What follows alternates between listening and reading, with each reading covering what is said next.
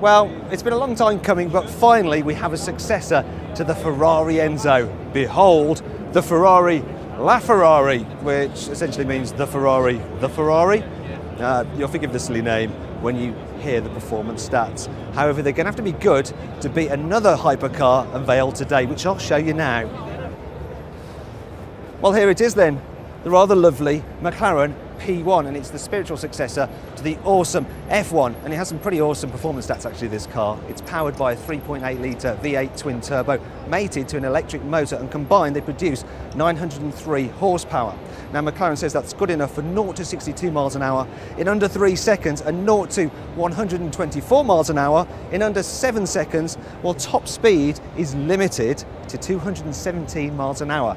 Now, what can the Ferrari do about that?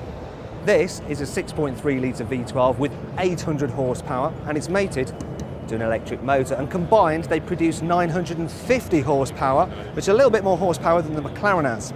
However, overall their performance figures are very similar. Ferrari say the car will do 0 to 62 miles an hour in under 3 seconds, it will do 0 to 124 miles an hour in under 7 seconds, and it hasn't actually mentioned top speed, but then neither has McLaren really, because their top speed is limited. There is one figure where the McLaren beats the Ferrari though. This unit emits 330 grams per kilometre of carbon dioxide, which is pretty good for a hypercar. However, the McLaren only emits 200 grams per kilometre. However, what's far more important than emissions on a hypercar is of course the looks. The Ferrari's all-carbon body may have been partly crafted in the Formula 1 wind tunnel, but it still looks gorgeous. What's more, it features active aerodynamics to aid handling at different speeds. Inside, the cockpit is minimalistic, but still pretty nicely trimmed, and the seating position has been specifically designed to feel like that of a single-seater race car. The P1 might not be quite as stunning as the Ferrari, but it's still going to turn plenty of heads.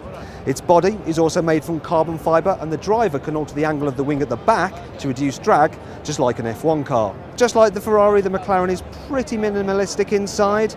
However, it features all McLaren's special ride technology. So you've got adaptive dampers, you've got adaptive roll control, you've also on this car got adaptive spring rates, and you can alter the ride height.